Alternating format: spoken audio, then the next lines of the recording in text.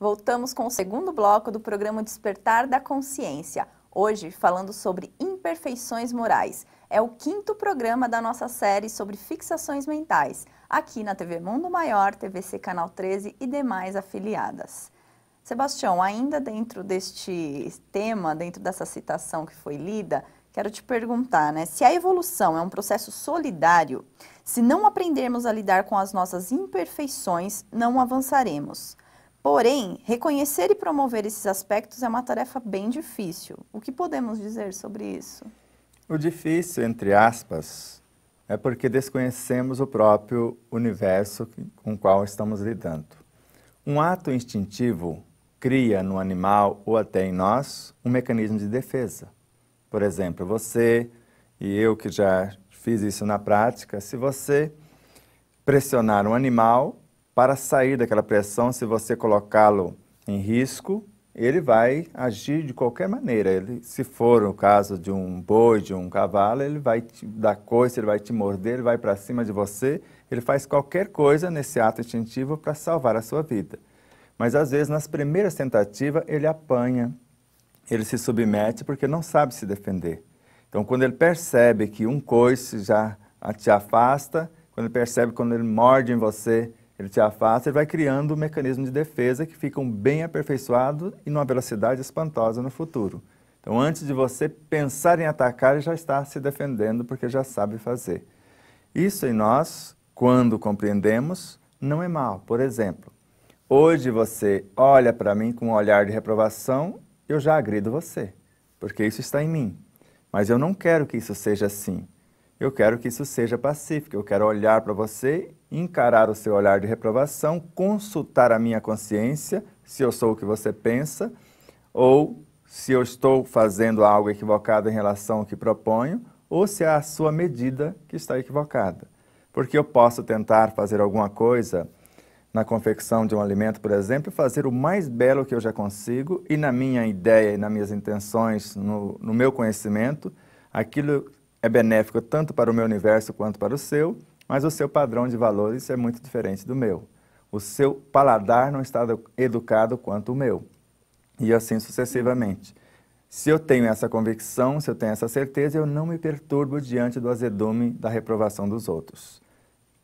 Desse modo, eu promovo o meu universo. A cada vez eu vou sutilizando esses instintos, eles vão transformando em sensações agradáveis de uma aprovação da minha consciência, naquilo que proponho, e ao mesmo tempo gerando emoções nobilíssimas para que sentimentos harmoniosos surjam, para que essa inteligência seja construída de forma mais harmônica, mais proveitosa, mais saudável e mais feliz a cada tentativa e a cada experiência vivenciada. Mas como não se deixar levar, não se deixar abater pelo azedume alheio? Quando nós desconhecemos, deixamos, ou pelo menos quando nós desconhecemos a nossa própria realidade, somos um ser divino, na essência. Na periferia também somos um ser divino, mas em processo de aprimoramento. Quando conhecemos a nossa realidade interna, ou até quando detectamos que não temos os valores que gostaríamos de ter, mas estamos a caminho na construção desses valores, quando André Luiz nos ensina que o desejo é uma entidade tomando a forma correspondente. Então, eu desejo ser paciente, ainda não sou. O outro me provoca, a fúria do meu interior vem à tona.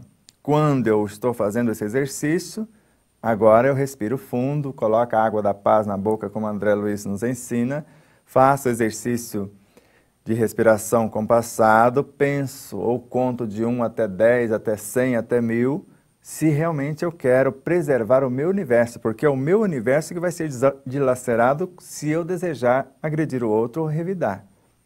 Então não é ele em si, ele vai alimentar-se, porque ele se alimenta disso. Ele vive da mágoa, do ressentimento, do revide, da revolta, do azedume, até do ódio dos outros. Emmanuel nos ensina isso. Há pessoas que se alimentam de raiva, de mágoa, de inveja, de tudo isso. Mas eu não quero mais manter o meu universo alimentando-se ou vivendo essas experiências. Então eu vou ofertar ao meu universo, antes que aconteçam essas situações, de algo que eu quero que ele seja alimentado. Então eu vou fazer o exercício da mentalização, da oração, da visualização, da meditação, das leituras nobres, das músicas, eu vou treinar o meu domador antes que solte o leão. Porque quando soltar o leão, não dá tempo de contratar um domador. Ele vai ferir, ele vai machucar alguém. E o leão pode ser a nossa língua, pode ser a nossa palavra, pode ser uma ideia expressada ou não.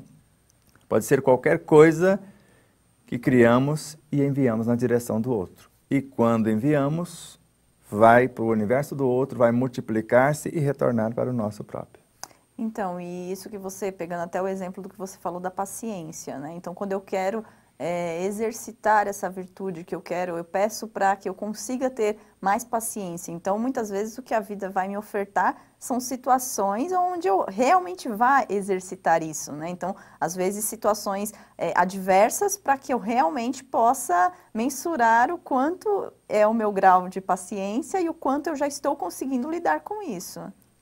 Exatamente. Então, perceba na linguagem que eu acabei de falar. Eu falei no meu vício, eu falei alguma coisa que dava a impressão de uma ideia duplicada. Então, no meu e depois, ao mesmo tempo, o próprio. Então, o meu já está embutido ou fala só o próprio. Então, já percebo naquela frase e, na sequência, a gente já corrige. Então, se eu estou trabalhando o meu universo, eu não preciso falar próprio. Se eu estou falando do meu universo, eu não preciso falar de auto. Eu falo ou transformação do meu universo, ou autotransformação. E ao mesmo tempo nós falamos a transformação, a autotransformação de si mesmo. O auto já é de si mesmo.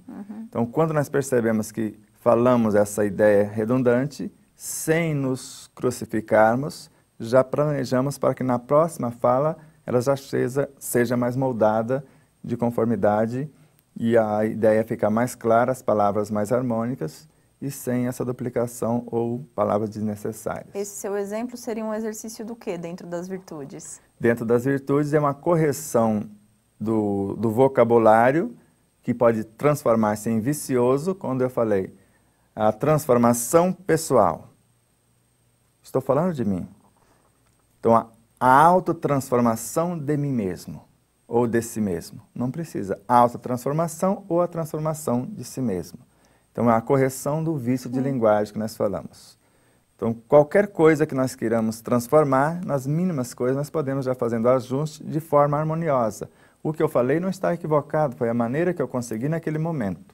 Então, eu não vou brigar com o meu universo, nem com os elementais que compõem as palavras, as ideias, as sensações, as emoções, porque todo esse universo são elementais, são forças que, se desorganizada em relação ao contexto que estamos vivenciando agora, ou em dissonância com esse contexto, nós chamamos de vícios morais. Vícios morais são coisas, ou melhor, aliados à inteligência, o uso da inteligência intelectiva quando eu estou na área profissional e vou usar a minha inteligência para o meu universo de ascensão. Se eu subir usando essa inteligência massacrando as pessoas, eu preciso corrigi-la. Se eu relacionar com pessoas prejudicando-as, eu preciso também corrigir.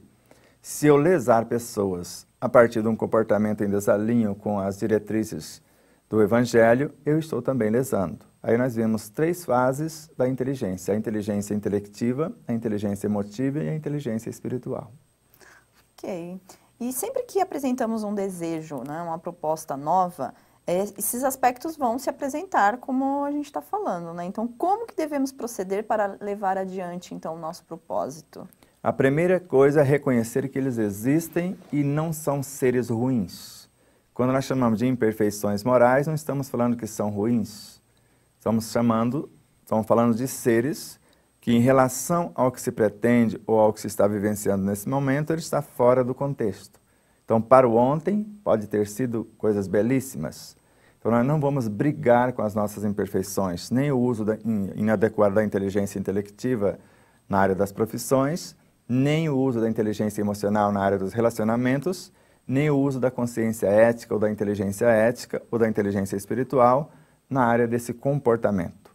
Então, a inteligência ética define o comportamento. Os relacionamentos vão ser gerenciados pela inteligência emocional, que não define comportamentos. Ela vai procurar todos os meios para tirar todos os benefícios nesses relacionamentos. A inteligência intelectiva vai visar lucros, vai visar você sobressair. Então, ele não está nem um pouco preocupado, essa inteligência, com os relacionamentos, se você vai ferir, se você vai magoar. Também a inteligência emocional, ela representa qualquer papel para ganhar a sua atenção, para relacionar bem com você, tirando um proveito, mas não tem ética. Agora, quando colocamos as três juntos, nós relacionamos de forma iluminada na área das profissões, relacionamos belissimamente com as pessoas, porque respeitamos, porque temos um comportamento onde visa o bem de todos, porque o bem de todos é o eterno princípio. Mas não é algo que a gente encontra com muita facilidade, assim, pessoas que já estejam nesse patamar de unir essas inteligências. Esse é um projeto e um propósito do mundo de regeneração. Agora elas vão se unir. O que eu penso, sinto. O que eu sinto, falo. O que eu falo, faço. Antes não era assim e há muitas pessoas ainda, a grande maioria, ainda não está com essas três inteligências formando uma só realidade. Então, é o nosso próximo passo, né, dentre tantos. E você que está aí acompanhando o nosso programa, quiser se tornar um sócio do Clube Amigos da Boa Nova, é só ligar para 0800 12 18 38 e fazer parte deste grande propósito que tem aí o nosso Clube Amigos.